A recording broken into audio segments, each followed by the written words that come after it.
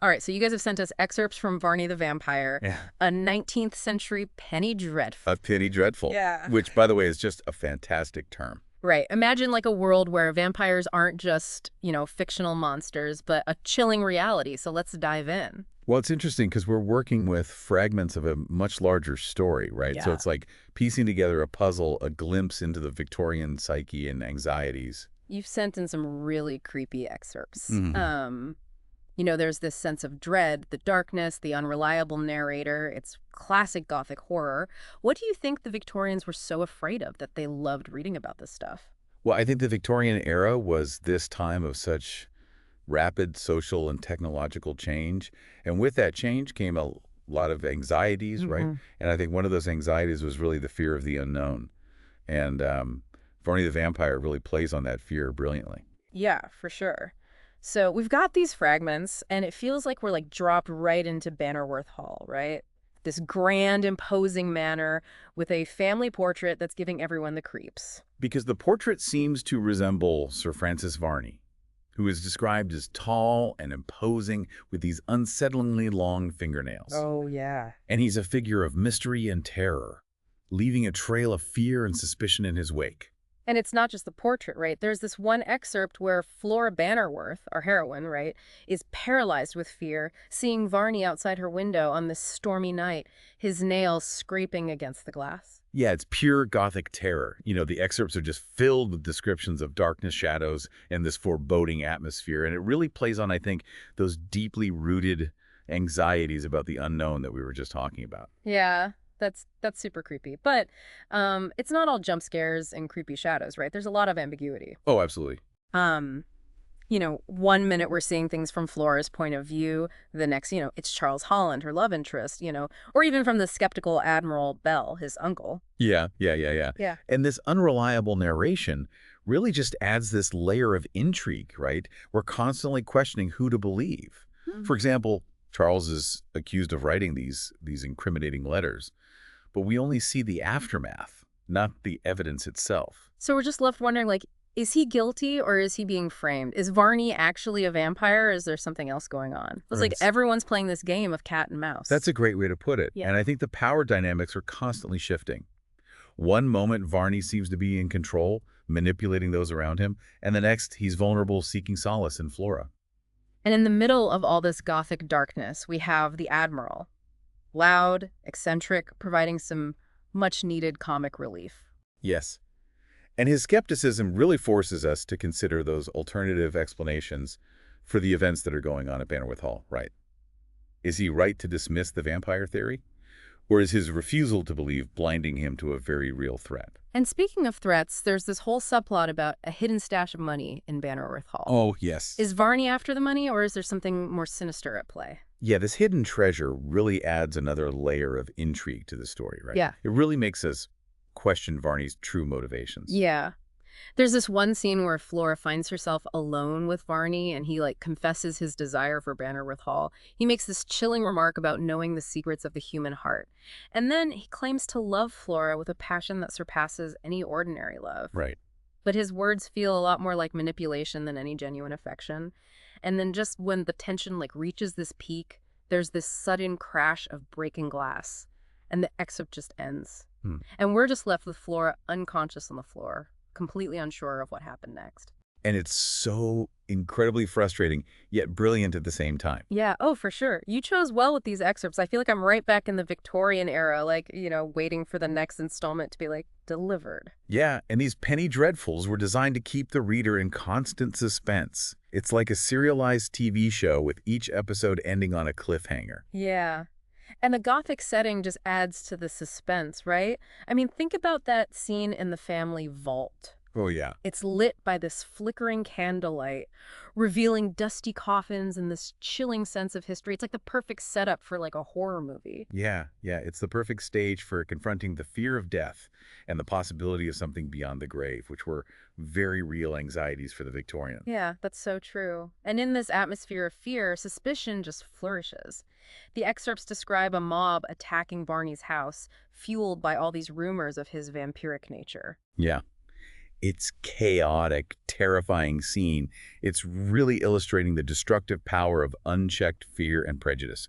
And it raises a question that I think runs throughout the excerpts you've chosen, which is how quickly can rumors and accusations spread, even leading to mob violence? Right, yeah. It makes you think about how easily people can be swayed by fear, especially when the truth is so elusive.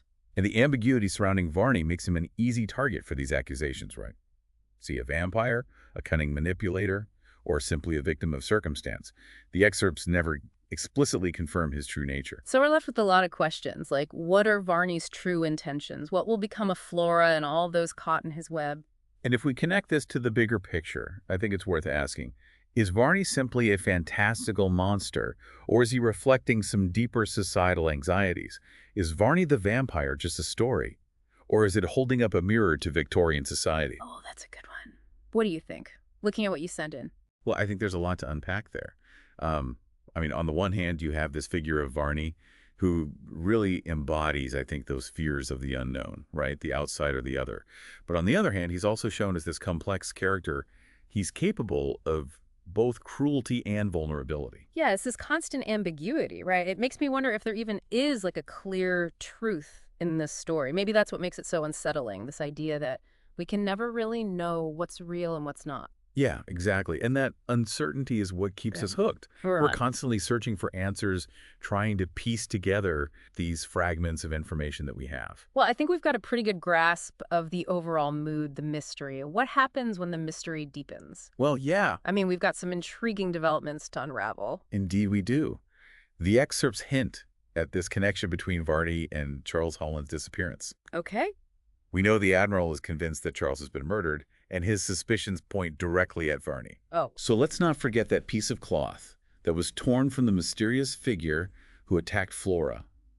And it matches the clothing in the portrait of Sir Francis Varney, oh yeah. right? And then when the Admiral and Henry search the area where Charles was last seen, they discover signs of a violent struggle, right? The ground is trampled, the grass is all muddy, and there are footprints everywhere. It's just a chilling confirmation that something terrible has occurred. Yeah, very suspicious. Especially since we learned that Varney has a motive. He wants Bannerworth Hall, and Charles is an obstacle to that goal. Yeah. Remember, he actually offered to buy the property from the Bannerworth brothers, but they refused. And this raises a really important question. Did Varney resort to violence to get what he wanted? Yeah, and the excerpts don't give us a definitive answer, but the evidence is pointing in a pretty sinister direction. What happens when all this evidence comes to light? Well, remember, Henry was determined to search for Charles, even suggesting a visit to the family vault. And that search leads to this shocking discovery in the garden. Oh, gosh. Right. A crumpled piece of paper is found with Charles's handwriting on it, and it contains this desperate message. Fly! All is discovered. Fly while you can. Talk about a chilling twist. Yeah. It seems Charles was in grave danger, and he knew it. But who was he running from? And why?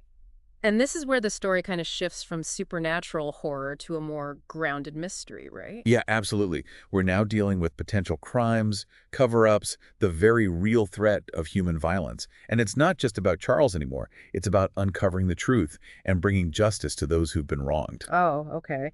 And with the stakes raised even higher, the stage is set for a confrontation. The Admiral, fueled by, his protective instincts and a healthy dose of outrage, he decides to challenge Varney to a duel. Yeah. This duel is a pivotal moment in the story. It's not just about revenge. It's about exposing the truth. Yeah. And we can't forget the Admiral's sidekick, Jack Pringle, a constant source of amusement with his, quirky sayings and his eagerness to, just get involved in the action. Right. Jack's presence really provides this much-needed dose of humor amidst all the tension and drama. He's definitely a wild card. Yeah. But before we dive into the duel itself, let's take a closer look at the growing fear and suspicion surrounding Varney, right? The excerpts describe a town that's just gripped by rumors of vampirism, with people whispering about these strange encounters and these sinister events. And this fear reaches its peak when a mob gathers outside Varney's house, determined to confront him and bring him to justice. It's a scene of utter chaos, fueled by superstition and a desire for vengeance. Yeah, and they're shouting, throwing stones, demanding that Varney be burned. It's terrifying to think about how quickly fear can escalate. And amidst this chaos, Varney remains this enigma. Does he deserve this treatment?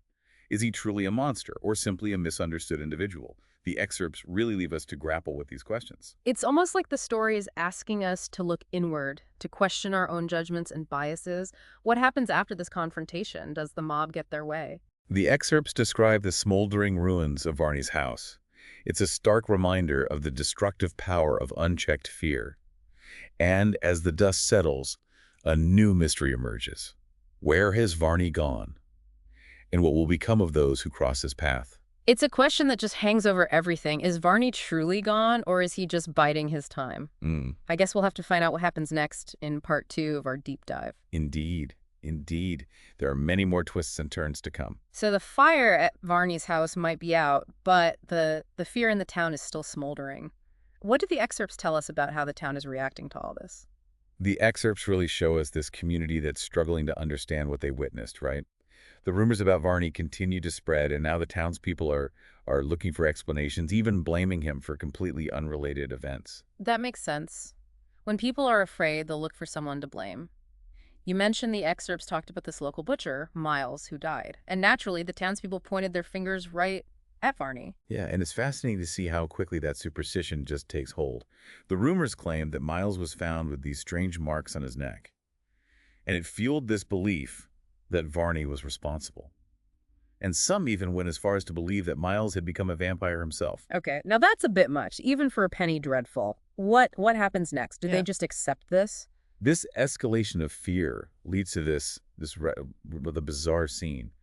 The town people decide to exhume Miles's body, driven by this need to examine him for signs of vampirism to prevent him from rising from the grave. Wow, that's intense. The excerpts you chose must be pretty vivid, describing the mob digging up the grave in a frenzy. It's a powerful illustration of how fear and belief can be manipulated, but the story throws in this curveball, this moment of unexpected humor, which I think you might appreciate given your love of finding these surprising little details. Oh, I'm all ears. Tell me more.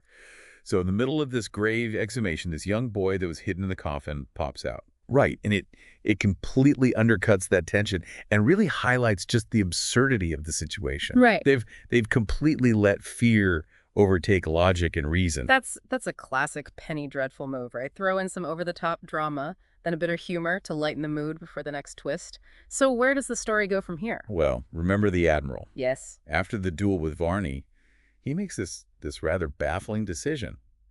He decides to rent Varney's house. Wait, what?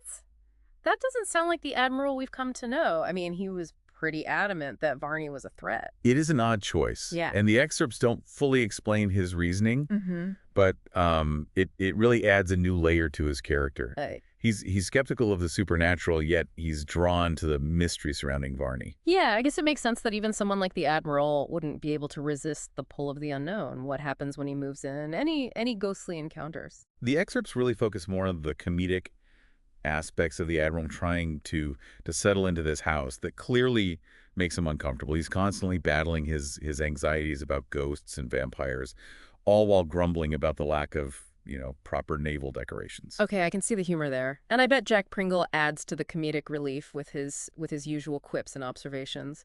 But I'm guessing the story doesn't stay lighthearted for too long. What happens to bring the mystery back to the forefront?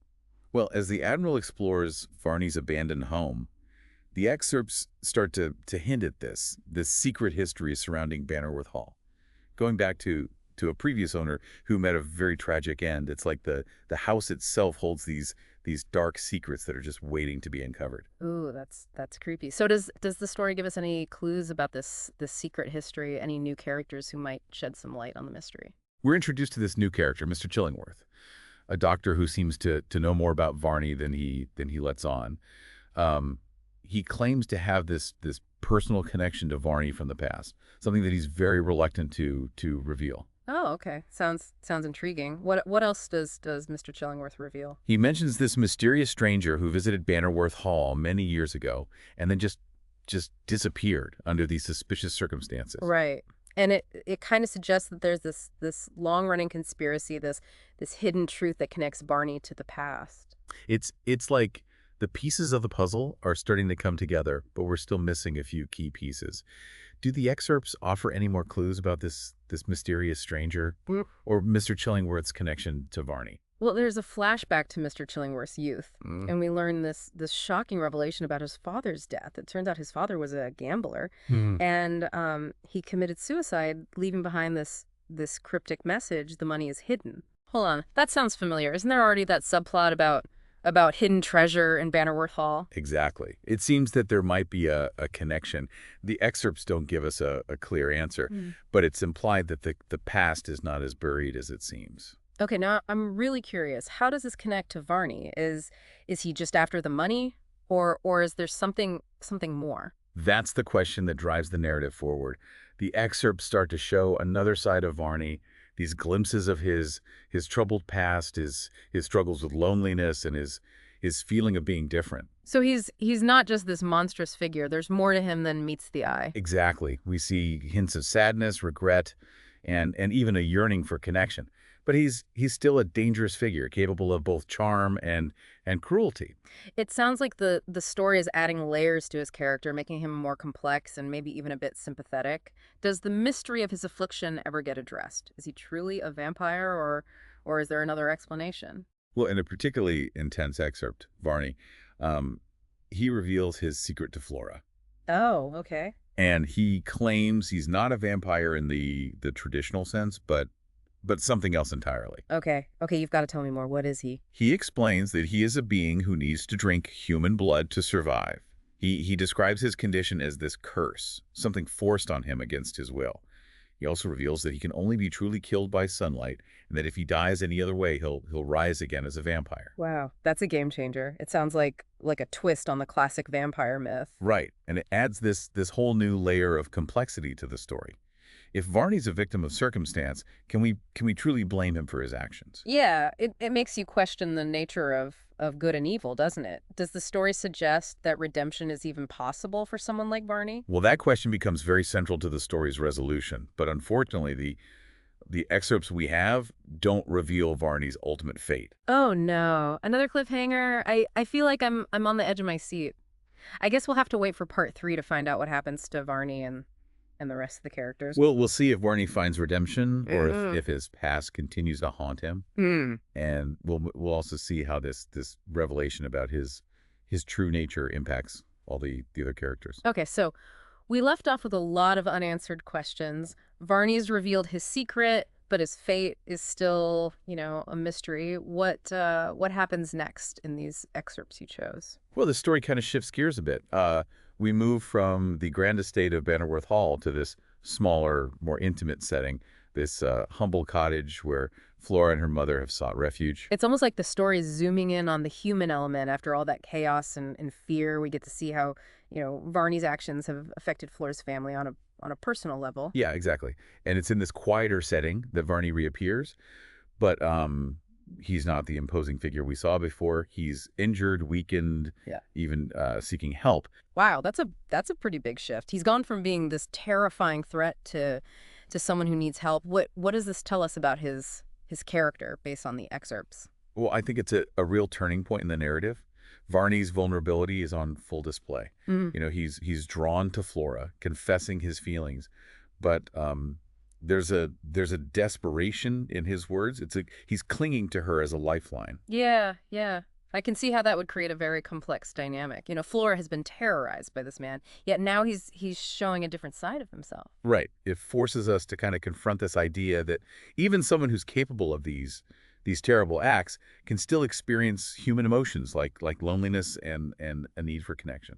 So does Flora believe him? I mean, is she starting to see him as something more than just a monster? The excerpts don't really make it clear Flora's feelings toward Varney are changing, but we see her father, the ferryman, react with anger. He accuses Varney of trying to manipulate his daughter, and it's a reminder that not everyone is willing to see past Varney's past actions. Yeah, that makes sense. There's a lot of distrust and anger built up. And then there's this new character, a sailor named Jack, who had a past encounter with Varney. Right, and Jack's story is important because it highlights Varney's capacity for cruelty. We learned that he was responsible for this brutal attack on Jack and his shipmates.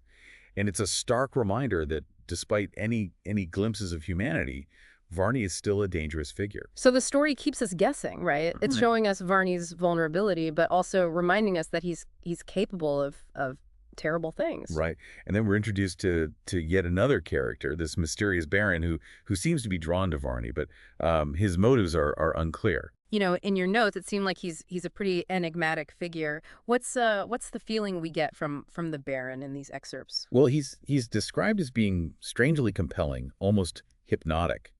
And we're left to wonder if he's a friend to Varney, a foe, or something else entirely. Definitely adds another layer of intrigue to the story.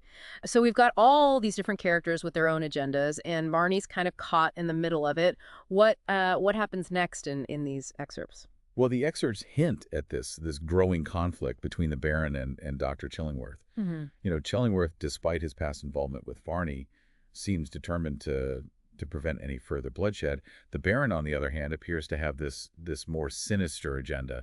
Okay, so maybe the Baron's not so friendly after all. What form does this conflict take?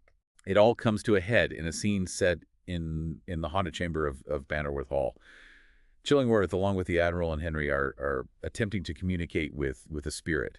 You know, they hope to gain insights into Varney's past and maybe find a way to break the curse. You know, you mentioned before that these penny dreadfuls kind of tapped into Victorian anxieties, and this scene just feels like a perfect example. Oh, absolutely. The idea of communicating with the dead would have been, I think, both fascinating and terrifying to a Victorian audience. Did they manage to contact the spirit? What happens?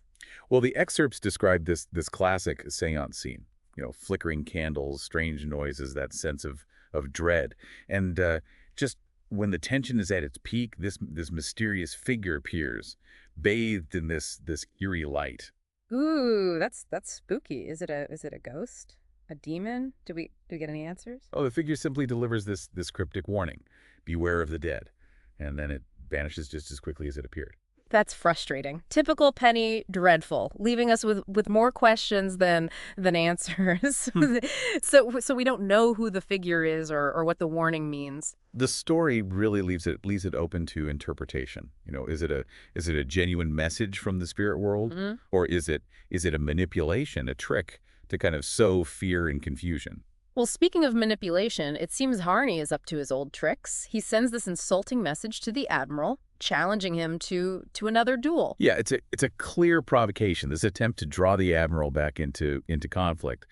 But the Admiral seems a bit hesitant this time. You know, he's starting to realize the danger of getting tangled up with Varney. So is there another duel? What happens? Just when it seems like the story is headed for another violent confrontation, something completely unexpected happens.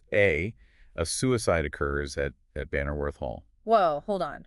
Who's suicide? And how does this connect to everything else? Well, the excerpts don't actually reveal the person's identity, but they strongly hint at a connection to the hidden money and the mysterious stranger from Mr. Chillingworth's past. Okay, so it sounds like some secrets are starting to unravel. Do we get any closure? Unfortunately, no. The excerpts end with Varney disappearing once again, vanishing from the cottage without a trace. Of course he does. He's the master of the disappearing act, but where does he go?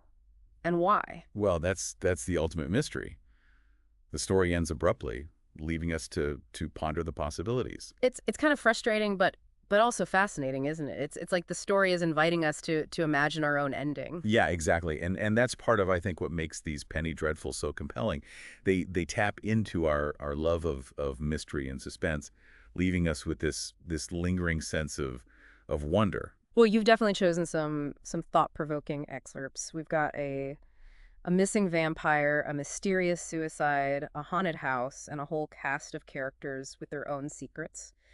What do you think the overall takeaway is from these fragments of Varney the Vampire? Well, I think it goes back to what we were talking about earlier, the anxieties of the Victorian era. Yeah. You know, these excerpts really highlight, I think, the fears of the unknown, the fascination with the macabre, and the desire to understand the complexities of good and evil. Yeah, and it's amazing how a story from nearly 2 centuries ago can still, resonate with us today. It makes you Yeah. think about how certain themes like the battle between reason and superstition are timeless and universal. Absolutely. And even though we only have these fragments, they offer this glimpse into a really rich and complex world. They invite us to explore the full text of Varney the Vampire and see where our own interpretations lead us.